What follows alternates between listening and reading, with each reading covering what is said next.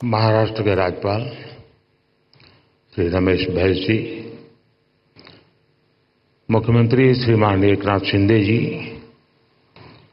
मंत्रिमंडल के मेरे सहयोगी निर्मला सीतारमण जी, भागवत कराड़ जी, पंकज चौधरी जी, महाराष्ट्र सरकार के उप मुख्यमंत्री देवेंद्र जी अजीत जी, रिजर्व बैंक के गवर्नर शक्तिकांत दास जी,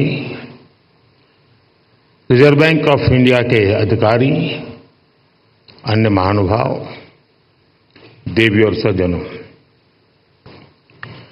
आज भारत का रिजर्व बैंक एक ऐतिहासिक पड़ाव पर पहुंचा है।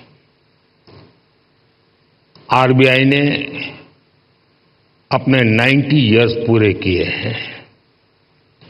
एक संस्थान के रूप में आरबीआई आजादी के पहले और आजादी के बाद दोनों ही कालखंड का गवाह है। आज पूरी दुनिया में आरबीआई की पहचान उसके प्रोफेशनलिज्म और कमिटमेंट की वजह से बनी है। मैं आप सभी को रिजर्व बैंक ऑफ इंडिया के सभी कर्मचारियों और अधिकारियों को आरबीआई की स्थापना के 90 इयर्स की बधाई देता हूं।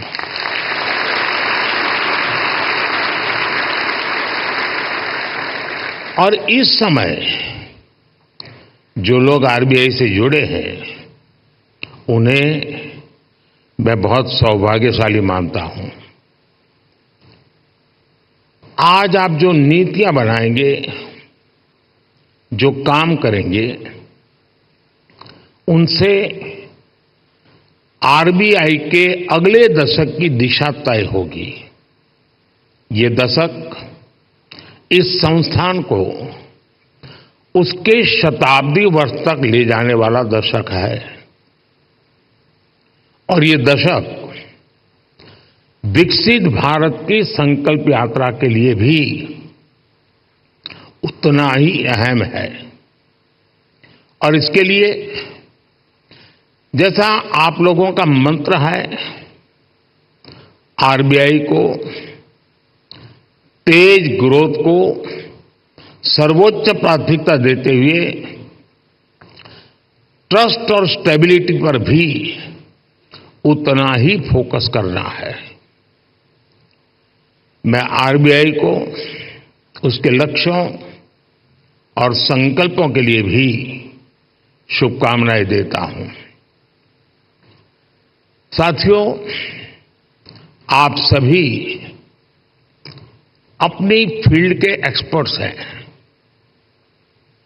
आप जानते हैं कि देश की अर्थव्यवस्था, हमारी जीडीपी काफी हद तक मॉनेटरी और फिस्कल पॉलिसीज के कोऑर्डिनेशन पर निर्भर करती है। मुझे याद है जब 2014 में रिजर्व बैंक के 80वें वर्ष के कार्यक्रम में आया था, तब हालात एकदम अलग थे। भारत का पूरा बैंकिंग सेक्टर समस्याओं और चुनौतियों से जूझ रहा था। एनपीए को लेकर, भारत के बैंकिंग सिस्टम की स्टेबिलिटी और उसके भविष्य को लेकर हर कोई आशंका से भरा हुआ था। हालात इतनी खराब थी कि पब्लिक सेक्टर बैंक्स देश की आर्थिक प्रगति को जरूरी गति नहीं दे पा रहे थे। हम सभी ने वहां से शुरुआत की और आज देखिए आज भारत के बैंकिंग सिस्टम को दुनिया में एक स्ट्रांग और सस्टेनेबल सिस्टम माना जा रहा है।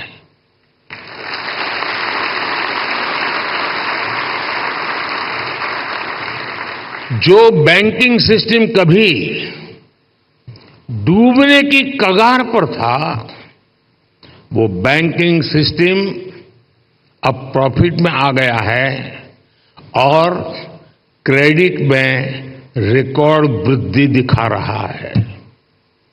फ्रेंड्स, आप भी जानते हैं कि सिर्फ 10 साल में इतना बड़ा परिवर्तन आना आसान नहीं था। ये बदलाव इसलिए आया क्योंकि हमारी नीति, नियत और निर्णयों में स्पष्टता थी।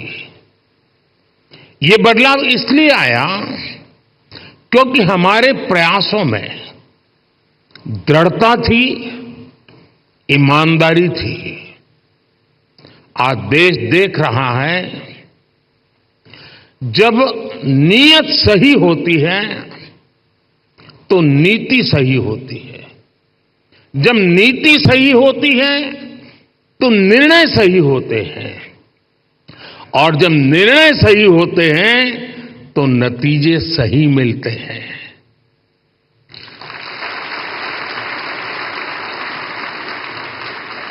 इन शॉर्ट, मैं यही कहना चाहता हूं, नीयत सही तो नतीजे सही।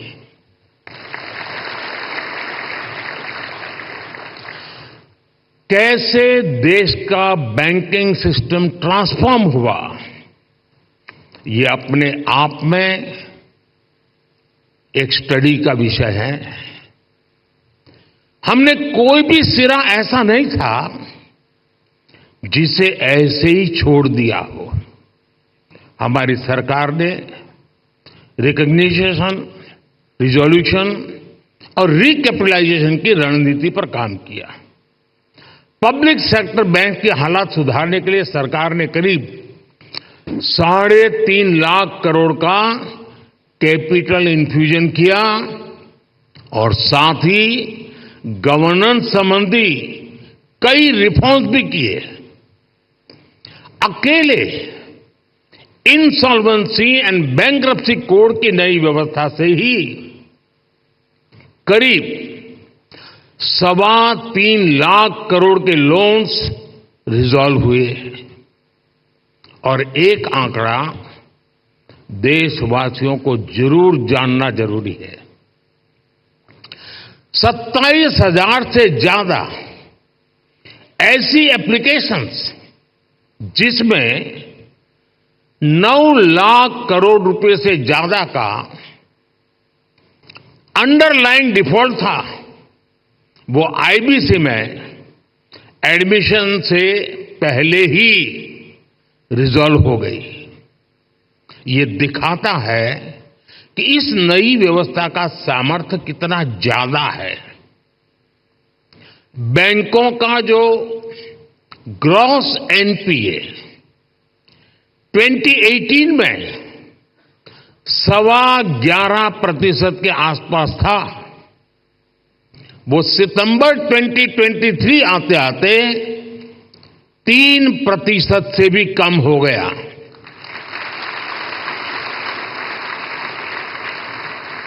आज ट्विन बैलेंस शीट की समस्या अतीत का हिस्सा हो चुकी है। आज बैंक की क्रेडिट ग्रोथ 15% तक हो गई है और मैं इन सभी उपलब्धियों में आरबीआई की सहभागीदारी और प्रयासों की भी बहुत बड़ी भूमिका रही है और वो बधाई के पात्र हैं। साथियों, आरबीआई जैसे संस्थान के बारे में चर्चा अक्सर फाइनेंशियल डेफिनेशन और कठिन टर्मिनोलॉजीज तक ही सीमित रह जाती है। आपका कार्य जितना जटिल है उसमें ये स्वाभाविक भी है, लेकिन आप जो काम करते हैं उससे देश के सामान्य मानव का जीवन सीधे तौर पर प्रभावित होता है।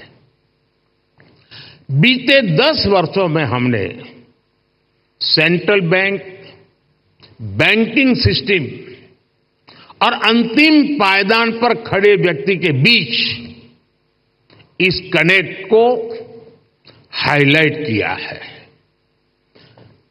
गरीबों का फाइनेंशियल इंक्लूजन आज इसका बहुत बड़ा उदाहरण है।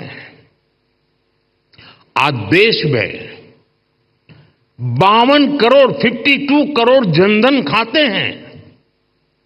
इनमें भी 55% से ज्यादा खाते महिलाओं के नाम पर है।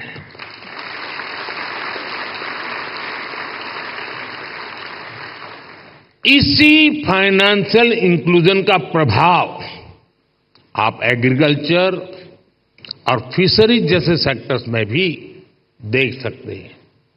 आज 7 करोड़ से ज्यादा फार्मर्स, फिशरमैन और पशुपालक के पास किसान क्रेडिट कार्ड हैं। इससे हमारी रूरल इकोनॉमी को एक बहुत बड़ा पुश मिला है। कोऑपरेटिव सेक्टर को भी पिछले 10 वर्षों में बड़ा बूस्ट मिला है।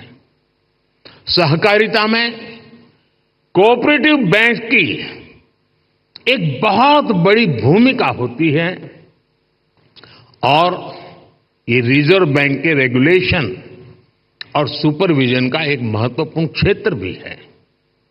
यूपीआई आज एक ग्लोबली रिकॉग्नाइज्ड प्लेटफॉर्म बन चुका है। इस पर हर महीने 1200 करोड़ से ज्यादा ट्रांजैक्शन हो रहे हैं। अभी आप लोग सेंट्रल बैंक डिजिटल करेंसी पर भी काम कर रहे हैं। यानी पिछले 10 वर्षों में हुए ट्रांसफॉर्मेशन की एक तस्वीर ये भी है। एक दशक के भीतर ही हम पूरी तरह से एक नई बैंकिंग व्यवस्था, एक नई अर्थव्यवस्था और नए करेंसी एक्सपीरियंस में प्रवेश कर चुके हैं।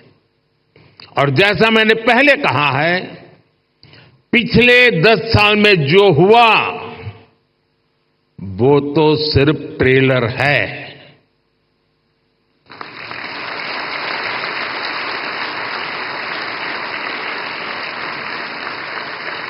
अभी तो बहुत कुछ करना है। अभी तो हमें देश को बहुत आगे लेकर जाना है। साथियों, बहुत जरूरी है कि हमारे पास अगले 10 साल के लक्ष्य बिल्कुल स्पष्ट हो। हमें मिलकर अगले 10 साल में डिजिटल ट्रांजैक्शन की संभावनाओं को विस्तार देना होगा।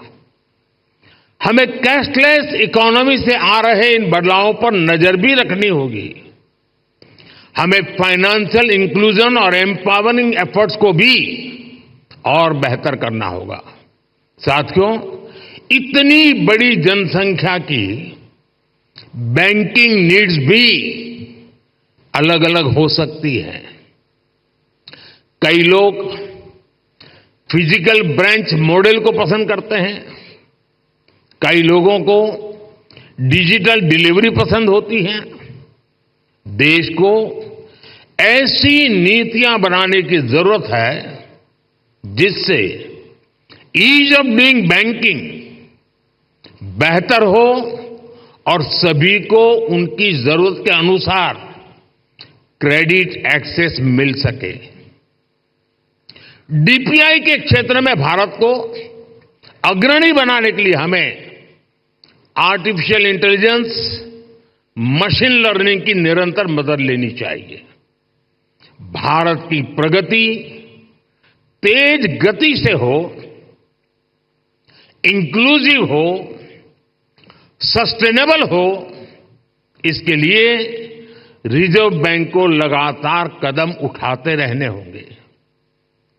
एक रेगुलेटर के तौर पर आरबीआई ने बैंकिंग सेक्टर में रूल बेस्ड डिसिप्लिन और फाइनेंशियली प्रूडेंशियल प्रैक्टिसेस को सुनिश्चित कराया है, लेकिन इसके साथ ही ये भी आवश्यक है कि आरबीआई विभिन्न सेक्टर्स की भविष्य की जरूरतों का आकलन करते हुए अभी से तैयारी करे, बैंकों को प्रोत्साहित करे, प्रोएक्टिव कदम उठाए।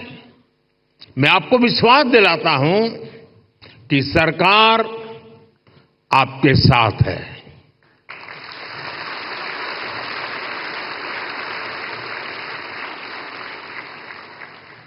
आपको याद होगा 10 साल पहले डबल डिजिट की महंगाई से निपटने का रिफ्लेक्शन तब की फाइनेंशियल पॉलिसीज में नहीं दिखता था। इससे निपटने के लिए हमारी सरकार ने रिजर्व बैंक ऑफ इंडिया को इन्फ्लेशन टारगेटिंग का अधिकार दिया। मॉनेटरी पॉलिसी कमेटी ने इस मैंडेट पर बहुत अच्छे ढंग से काम भी किया। साथ ही साथ सरकार ने एक्टिव प्राइस मॉनिटरिंग और फिस्कल कंसोलिडेशन इसके भी कदम उठाए। इसलिए कोरोना संकट हो,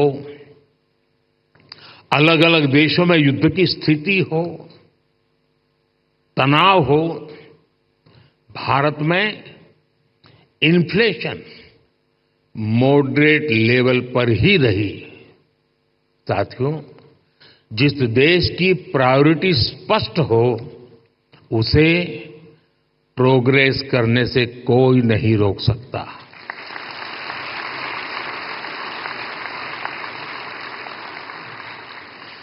हमने कोरोना के दौरान फाइनेंशियल प्रूडेंस की चिंता भी की और सामान्य नागरिक के जीवन को भी सर्वोच्च प्राथमिकता दी। यही वजह है कि भारत का गरीब, भारत का मिडिल क्लास उस आपदा से उबरकर अब अर्थव्यवस्था को गति दे रहा है।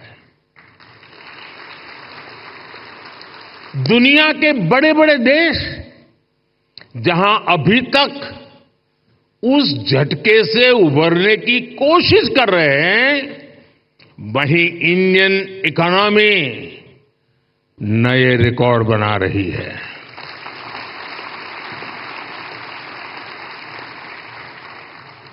भारत की सफलता को आरबीआई वैश्विक स्तर पर ले जा सकता है।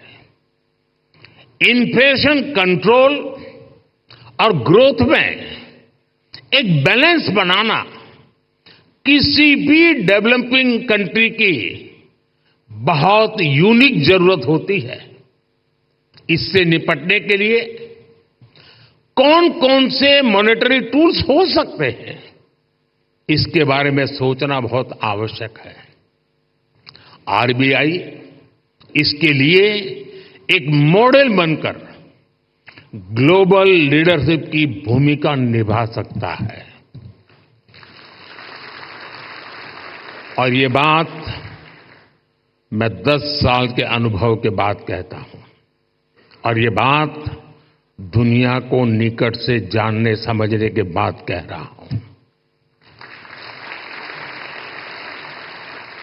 और इससे पूरे ग्लोबल साउथ को बहुत बड़ी मदद मिल सकती है। फ्रेंड्स, अगले 10 साल के टारगेट तो तय करते हुए हमें एक बात और ध्यान रखनी है, वो है भारत के युवाओं की एस्पिरेशंस। भारत आज दुनिया के सबसे युवा देशों में से एक है। इस युवा एस्पिरेशंस को पूरा करने में आरबीआई का अहम रोल है। बीते 10 साल में सरकार की पॉलिसीज की वजह से नए नए सेक्टर्स बने हैं। इन सेक्टर्स में देश के युवाओं को नए अवसर मिल रहे हैं। आप देखिए, आज ग्रीन एनर्जी जैसे उभरते हुए क्षेत्रों का विस्तार हो रहा है। सरकार सोलर एनर्जी और ग्रीन हाइड्रोजन जैसे सेक्टर्स को प्रमोट कर रही है। आज देश में इथेनॉल ब्लेंडिंग को लगातार बढ़ाया गया है। डिजिटल टेक्नोलॉजी में आज भारत एक प्राइम प्लेयर बनकर उभरा है। हमने स्वदेशी 5G टेक्नोलॉजी पर काम किया है। डिफेंस सेक्टर हम बड़े एक्सपोर्टर की भूमिका में आ रहे हैं। एमएसएमई पूरी भारतीय अर्थव्यवस्था और मैन्युफैक्चरिंग सेक्टर की बैकबोन जैसे हैं। ऐसे सारे सेक्टर्स में अलग अलग तरीके के कर्ज की जरूरत होती है। कोरोना के समय हमने एमएसएमई सेक्टर के लिए जो क्रेडिट गारंटी स्कीम बनाई, उसने इस सेक्टर को बहुत बड़ी शक्ति दी थी। रिजर्व बैंक को भी आगे out of the box policies के बारे में सोचना होगा। और मैंने देखा है हमारे शक्तिकांत जी आउट ऑफ बॉक्स सोचने में माहिर है।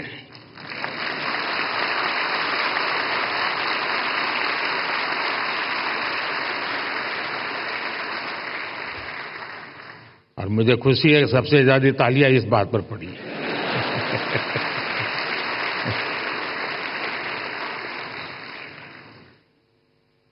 विशेषकर नए सेक्टर्स में हमारे युवाओं को पर्याप्त क्रेडिट अवेलेबिलिटी मिले, ये सुनिश्चित किया जाना बहुत जरूरी है।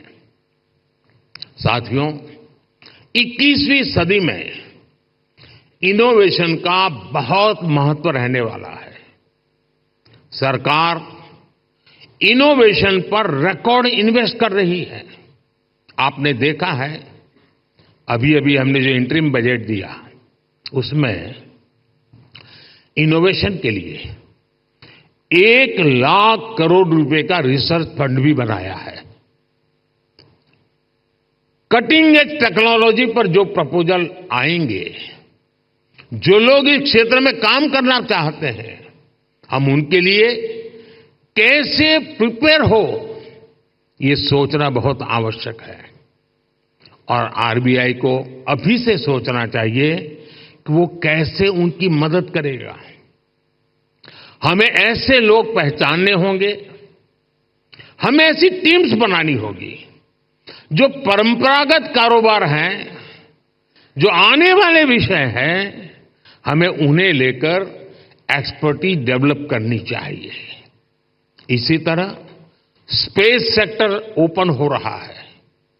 इसमें नए नए स्टार्टअप्स आ रहे हैं, तो उनको क्रेडिट के लिए किस तरह का सपोर्ट चाहिए, ये हमें देखना होगा। इसी तरह भारत में एक सबसे बड़ा क्षेत्र नया पूरी ताकत के साथ आ रहा है, वो है टूरिज्म सेक्टर। टूरिज्म सेक्टर भी बढ़ रहा है और पूरी दुनिया भारत आना चाहती है, भारत देखना चाहती है, भारत समझना चाहती है। अभी कहीं मैंने पढ़ा था, जो ये टूरिज्म के एक्सपर्ट्स होते हैं, उनका कहा है कि आने वाले वर्षों में रिलीजियस टूरिज्म में दुनिया का सबसे बड़ा कैपिटल अयोध्या बनने वाला है।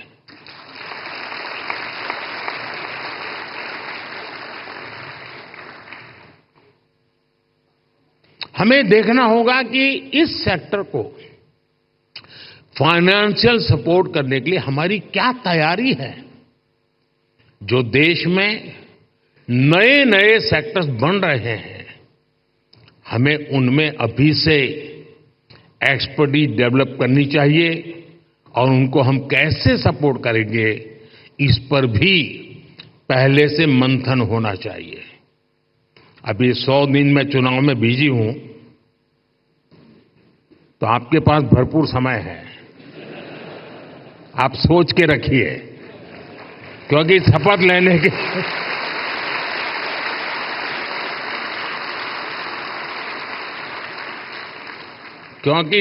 लेने के दूसरे दिन ही धमाधम काम आने वाला है।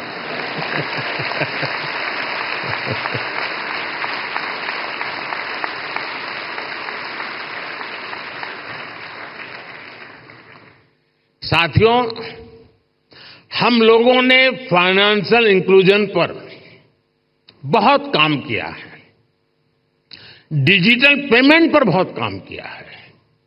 इससे हमारे छोटे बिजनेस की, रेहड़ी पटरी वालों की फाइनेंशियल कैपेसिटी अब ट्रांसपेरेंटली दिखाई देने लगी है।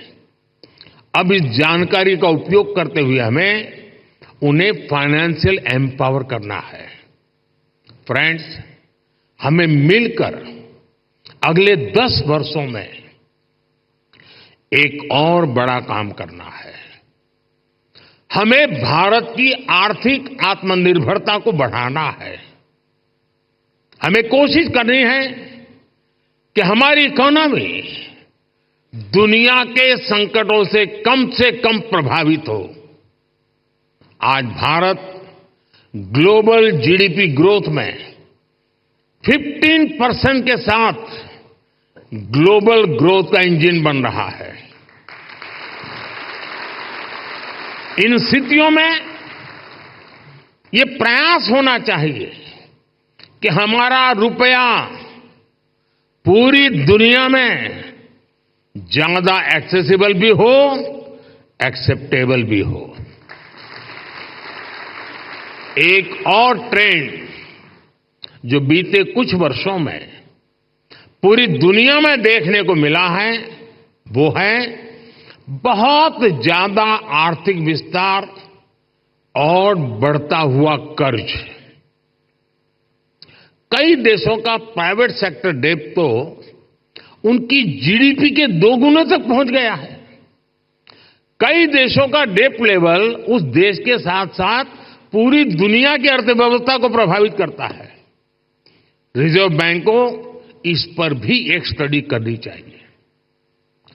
भारत की ग्रोथ के जितने प्रॉस्पेक्ट्स और पोटेंशियल है, उसको ध्यान में रखते हुए क्रेडिट की कितनी उपलब्धता होनी चाहिए और उसको कैसे सस्टेनेबल तरीके से मैनेज किया जाना चाहिए, इसे आधुनिक परिप्रेक्ष्य में तय किया जाना बहुत आवश्यक है।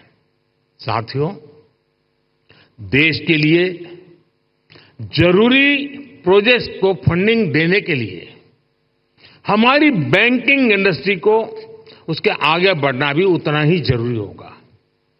और इस आवश्यकता के बीच आज कई मोर्चों पर चुनौतियां भी हैं। एआई और ब्लॉकचेन जैसी नई तकनीकों ने बैंकिंग के तरीकों बदला है। पूरा तरीका बदल गया।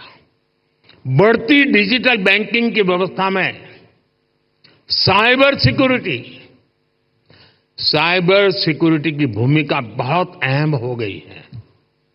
फिनटेक में होने वाले नए इनोवेशंस बैंकिंग के नए तरीके बनाने जा रहे हैं। ऐसी परिस्थितियों में देश के बैंकिंग सेक्टर में, उसके स्ट्रक्चर में क्या बदलाव जरूरी है, इस पर हमें सोचना होगा। इसमें हमें नए financing, operating and business models की आवश्यकता हो सकती है। ग्लोबल चैंपियंस की क्रेडिट जरूरतों से लेकर रेहड़ी पटरी वालों तक की जरूरत को, कटिंग एज सेक्टर से लेकर ट्रेडिशनल सेक्टर्स तक की जरूरतों को हम पूरा कर सकें, ये विकसित भारत के लिए बहुत जरूरी है। विकसित भारत के बैंकिंग विजन के इस पूरे अध्ययन के लिए रिजर्व बैंक बहुत उपयुक्त संस्था है।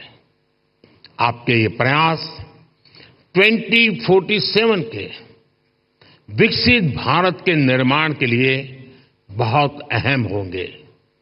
एक बार फिर आप सबको मेरी बहुत बहुत शुभकामनाएं। धन्यवाद।